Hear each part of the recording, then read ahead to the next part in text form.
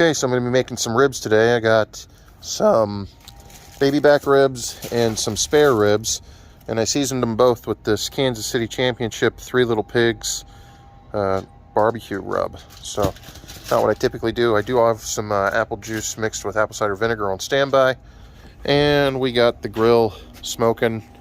It's up to about 195 degrees, so we'll get them on there and see how they get looking here. I'm going to put the spare ribs on because they take a little longer. So I already put this dry rub on there about 4 hours ago. It's been sitting.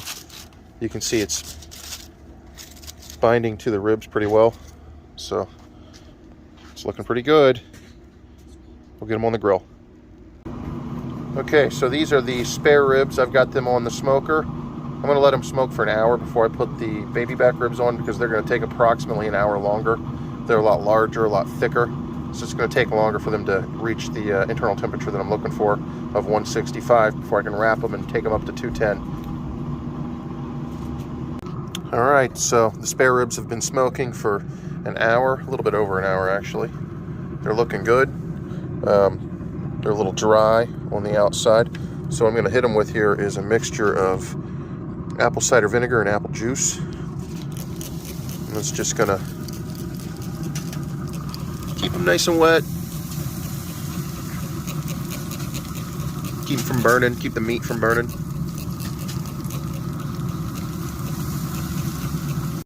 Okay, so these have been resting for a while.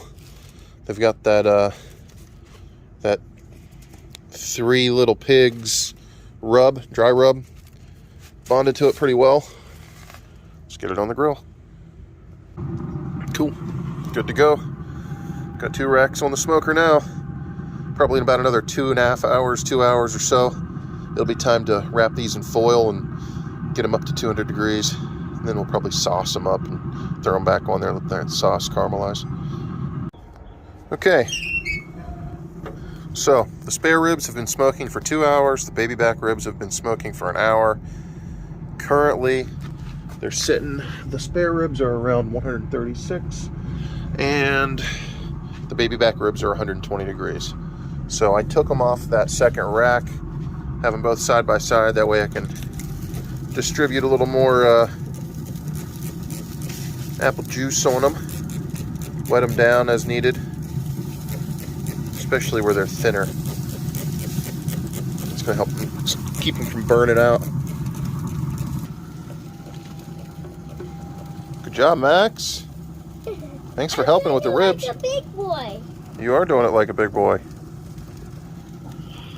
Those look yummy? Mm-hmm. All right. Okay, so. Good job. All done. There. Good job. Thanks, buddy. Here. Okay. It is now 6 o'clock, and our ribs have reached an internal temperature of 170, so I kind of overshot it, but I was watching a show with my son, so let's go ahead and give it the temp, see where we're really at. 167, 165, depends on where you check it, I guess. 172 right here, 77 actually. Let's check these. They're like 136, so they're not quite ready yet. So I'm going to wrap this one in foil, and I'll show that here in a second. Okay, now that I got them over here by the foil, I'm going to use some of this Three Little Pigs Kansas City Competition barbecue sauce and a little more of my apple juice, apple cider vinegar mixture, and then I'll wrap them back up and let them steam until they get up to an internal temperature of 210. Here's that process. A little bit of the barbecue sauce, and then I water it down a little bit of apple juice.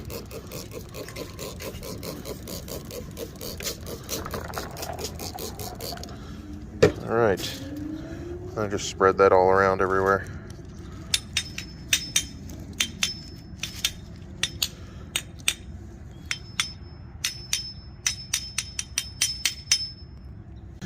All right, it's back in there. This time it's been flipped. It's bones up, meat down. And we're wetting down the baby backs one more time with the apple juice. We'll let these roll on for a little while longer, probably another, we're at 135 right now. I'd say probably another 20 minutes or so for the baby backs, and then we'll wrap them up as well. The baby back ribs have reached their 170 internal temperature. I'm going to go ahead and wrap those up with the same kind of treatment I gave these ones. Okay, so I missed cutting into these because the kids and and the wife were all real eager to jump in and eat. But what I did, this is the St. Louis style. I already cut them off by the bone there, but I did half of them with barbecue sauce and let them caramelize on the grill, the other half without. But this is how they turned out. You can see that red smoke ring all the way around the outside. They turned out pretty good, and they have great flavor. I've still got the baby backs in there smoking, and I'll get those in a moment.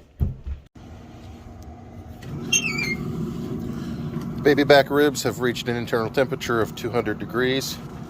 So it's time to rip them off there. I'm going to sauce these back up. I'm going to sauce the whole rack because that was so good on the spare ribs, and get them back in here to caramelize. Okay. Oh yeah, they're looking good. So I'll whip them out of there. Flip them over.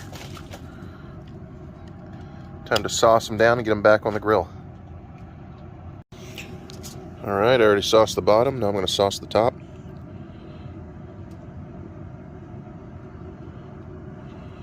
Okay.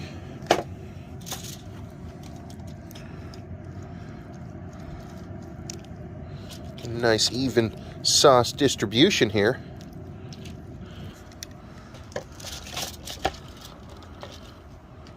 Oh, please don't fall apart. Whoa! All right, they're right on the heat there. We're gonna let that sauce caramelize up, and these are good to go.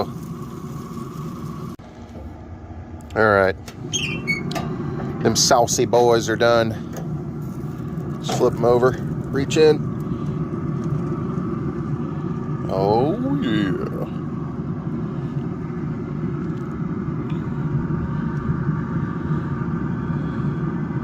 Let's get them in the house and get them chopped up.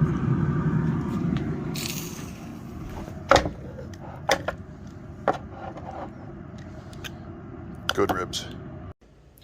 Okay, we got the ribs in the house. We're gonna let them rest for a while. The sauce is caramelized, they're looking good. And we'll cut into them here in a little bit. All right, so that's the finished product. Those are the baby back ribs. And they're looking plenty good. You got that nice pink smoke ring on the top there. There it is on the plate.